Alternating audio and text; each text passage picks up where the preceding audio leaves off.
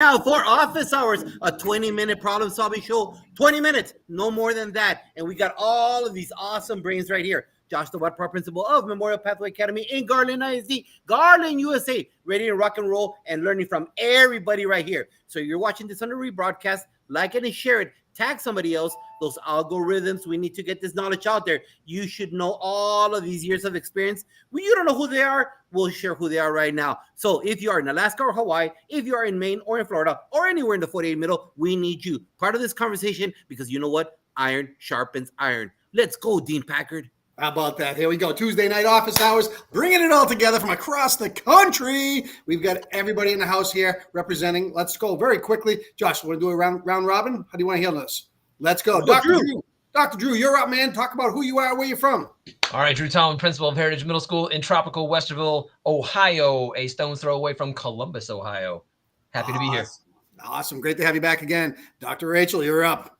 Hello, my name is Rachel Adeweke. I'm an elementary school principal from the state of Maryland, serving in my 5th year as principal. Awesome. Mr. Oliveira, you're up. Good afternoon, everyone. I'm the proud principal of Tornillo High School. It's about 45 minutes out of El Paso, Texas, and it's my 15th year as campus principal. Wow. Excellent. Welcome to the show. We love it. Michael, welcome back. Thank you, sir. Michael Bobo, assistant principal at Wilson Middle School in Tampa, Florida, sunny Florida, doing great. Outstanding. Great to have you with us. JT, take it away. All right. Before we get into the meat and potatoes, you all have the scenario.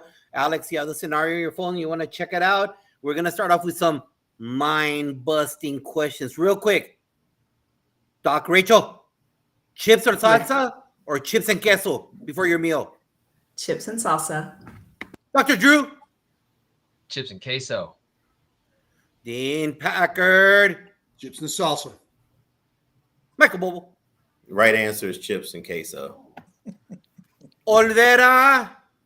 Chips and salsa. The answer is chips and salsa. Let's do this right, guys. Take it from the Mexicans right here. It's chips and salsa. All right. Here we go. Here we go. Dr. Drew, Partridge Family, or the Brady Bunch? Brady Bunch all day. Dean Packard. Brady Bunch, grew up with it. Michael Bobo. Music. Partridge Family, of course. Doug Rachel. I'm going to go with the Brady Bunch. Alex, where did you go? Don't chicken out of this question. I think he failed. There he is. Brady Bunch. Brady Bunch. The answer is the Partridge Family. There we go. The Partridge Family. What does the survey say on that? I want to see the Let's numbers, man. You're go. skewing us. All right, here we go.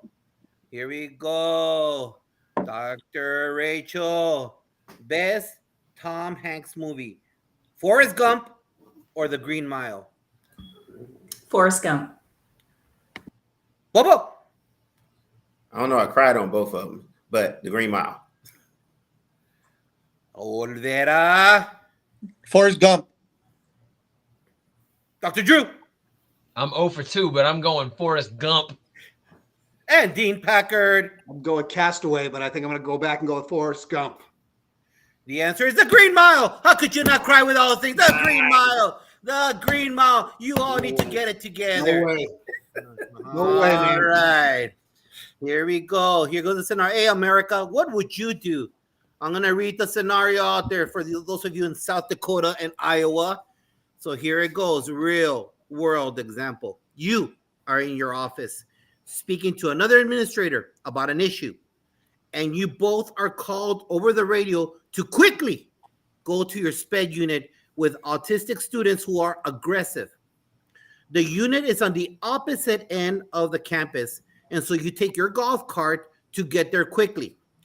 You walk in, and you hear screaming by one of your known aggressive students, and a female voice which doesn't sound familiar. You move quickly to the room, and you see this student X throwing things around, and a small woman ducked behind a desk.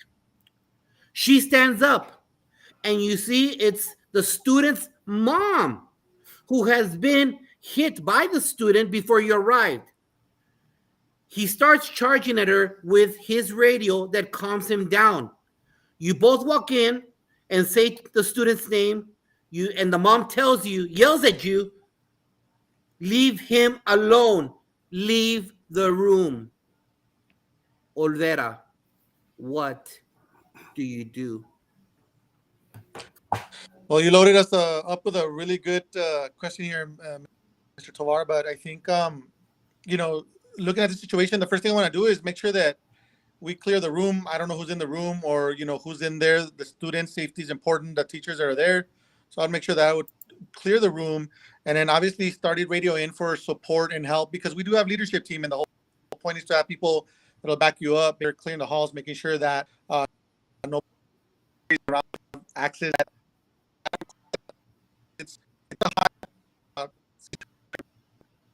even though the parent is asking you to leave, as campus administrators, it is our responsibility, it is our campus, that we make sure that we secure and we have the safety of everybody in, interest for everyone involved.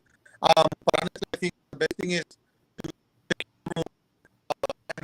use the experience. She's a student before, but we've been the aggravating, what's escalated the student to get a situation, and then seek that support. I think part of it at that moment is so fast and rapid that I really think that the best thing is to secure the room with those students, and make sure that they're not in there. I think that's where I would start with that scenario, Josh.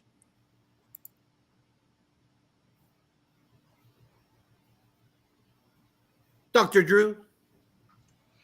Yeah, I mean, Alex hit a lot of that on the head. First of all, don't leave. I mean, you're the leader of the building, and so it's on you. So I like, moms are nice people. I appreciate that she's in my building, but she's not running the show. So I would first, explain calmly, explain my purpose, explain our purpose for being there. We're there to support and serve, and try to figure out what's going on. Like Alex pointed out, I don't know who's in the room, so I would get all the students into a safe place. If there are instructional aides in the room as well, either help them go with the other students, or if there are any that can stay behind. If we need to put have the child put in restraint, I hate to do that in front of the kid's mom, but for the safety of that child and for the mom herself, that might be something we need to do. I'd also probably put, we have a school resource officer in our building, so I'd put that school resource officer on alert as well.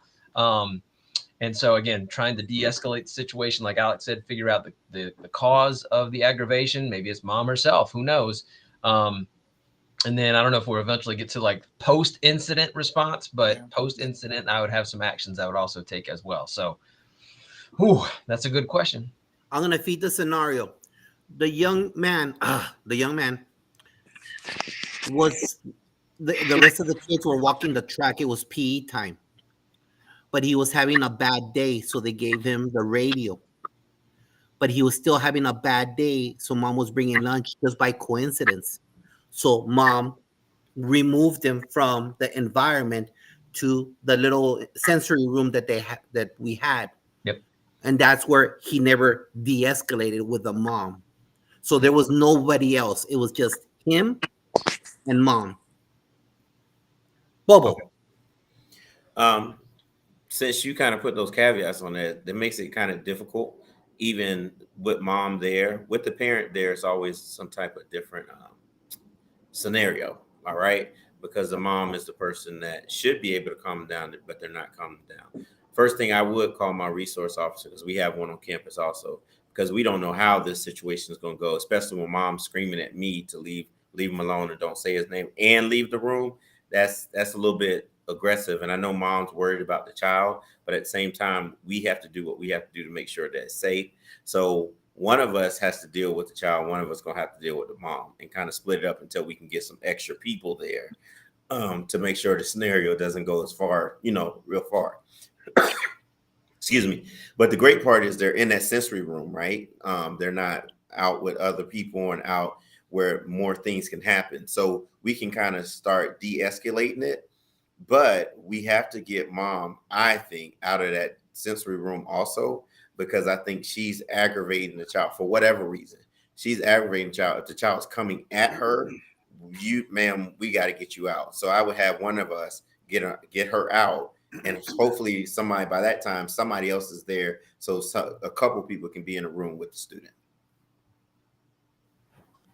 Doc. I agree with what everyone says. Now, I'm in an elementary school, so we don't have a resource officer on campus, but we do have our walkie-talkies, which are always with us, and we do have other people on call, like our school psychologists or our counselors. So, in addition to what everyone has said, I would definitely make sure that after we cleared the room, I would ask at least one staff member who knows the student best to stay with me, and my other assistant principal or whoever was available. Because if there's someone who knows, if the student has like a behavior plan, we can try to implement some of the strategies there. And I agree, in explaining to mom, we are going to implement some of the strategies, and it may be best if she took a step back or allowed us to try to de-escalate as much as possible. That would be helpful. So remaining calm, but also using the strategies that the student that works with the student to help him or her. And then we also always have a medical bag on site within our specialized classrooms. So I would, if mom has an injury and the nurse was not available right away, I might offer mom something to, if she were bleeding or something of that nature, from our medical bag, something quickly that she could attend to while she steps out of the room if she needed to do that. Dean Packard. I mean, it's tough to follow this. You guys hit on a lot of important things. There's no doubt I'm going in there with my school psychologist, my school adjustment counselors. I'm going to go in there with a team that knows that child first and foremost. I'm going to focus on the radio in his hand. I don't want that radio to become an object that can actually do damage to anybody. And I'm going to try to de-escalate that situation verbally the best that I can.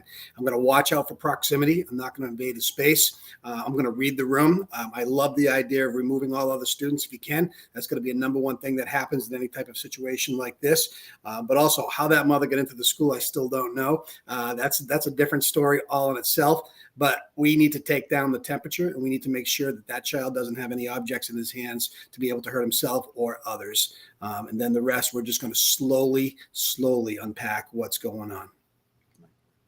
All right. So now, post-event, student is back to normal state, neutral, baseline. You're going to have an ARD. There's an ARD after this. There was an ARD held after the situation, just so you all know. Okay? What do you do? Drew. Well, I'm not familiar with the acronym ARD, but I'm going to go with that. It's the SPED committee meeting. Okay. I got you. All right. Well, first of all, I would check on the wellness of the staff affected by it as well. Just if any instructional aides were in there or the lead teacher were in there, just check on them, make sure that they're okay. I would also talk to our front office team, our secretarial staff about this particular parent, and if we, how we need to admit, families in the building, and maybe we need to watch out for this in the future. And then, how do we work with this child going forward? Obviously with the counseling crew, and if we have a behavior specialist that knows this kid, let's plan for this in the future. Because it's not about if it's going to happen, but when it's going to happen next. Right. And just keep in the back of your mind, the young man is autistic. And so just keep that into consideration. And just so you all know that I know we use different acronyms in our alphabet soup. In Texas, our ARD, Annual Review Committee, is a teacher, the SPED teacher, the diagnostician and administrator, a committee of people that discuss events or their IEPs for the subsequent year. That's the way we run it in Texas. Obviously, every kingdom has their own version of that, but we had an ARD after that. Michael Bobo. My main concern too is after everyone's safe, we really get ourselves together.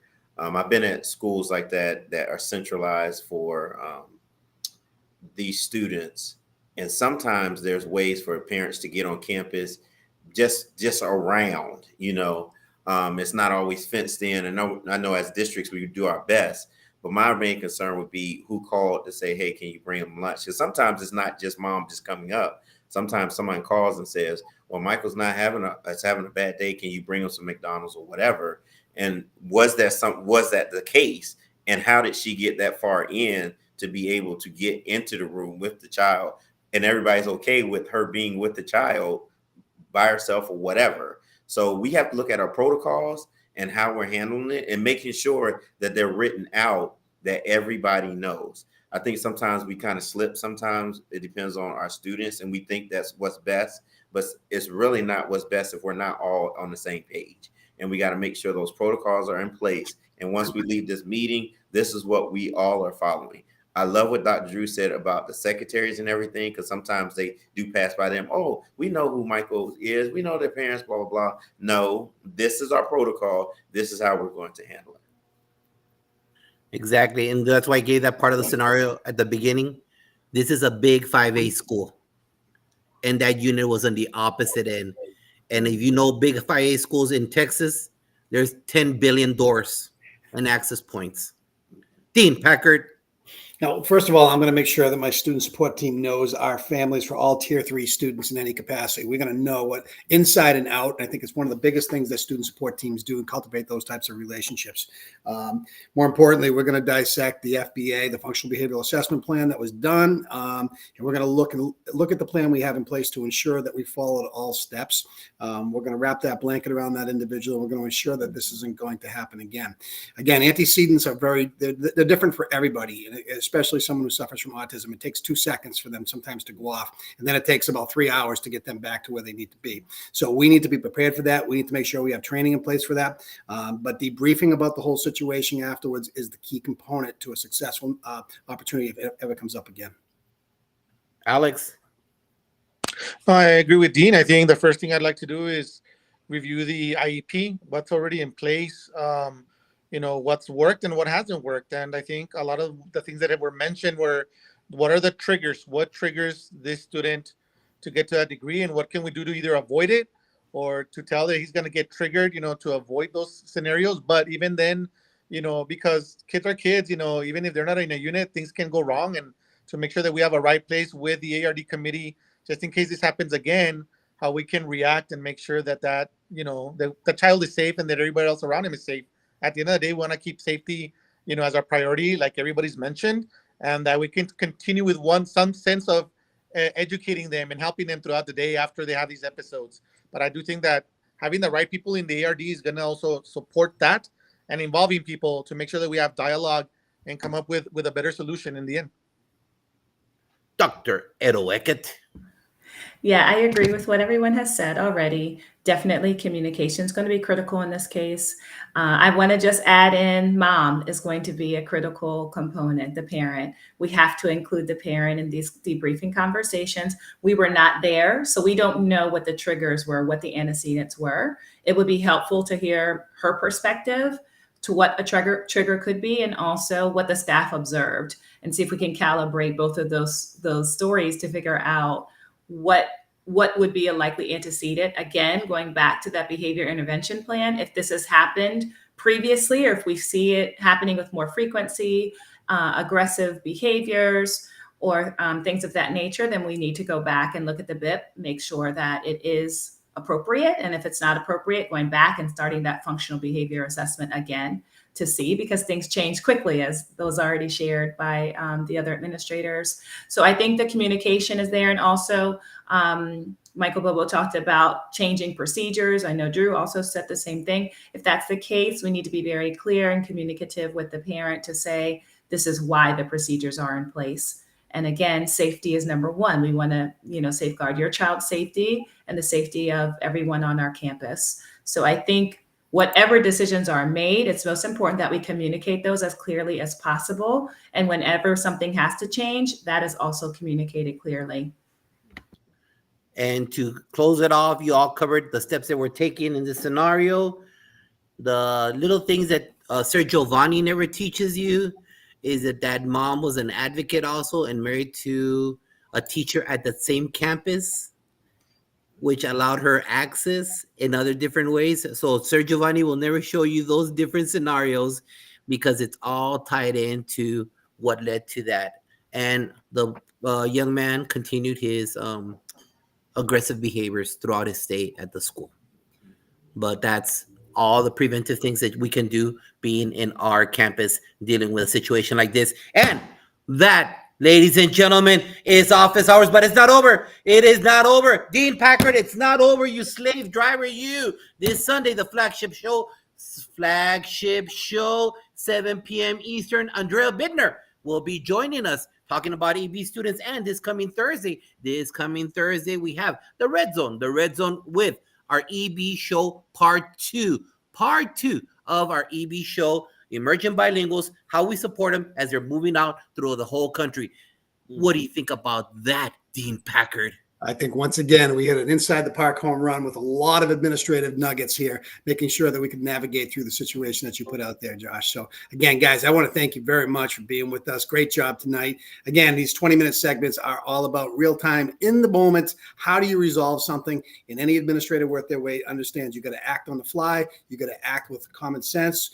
You got to act with empathy and compassion for the situation, and more importantly, with that ability to have a follow through with the end to ensure that we don't go down that road again and just continue to get better. So thanks for your perspective, guys. I'll tell you what, great stuff right there. On behalf of everybody on the call, once again, have a great week. Thank you so much for all that you do for kids each and every day. Be well and ensure that you do the best you can for your kids.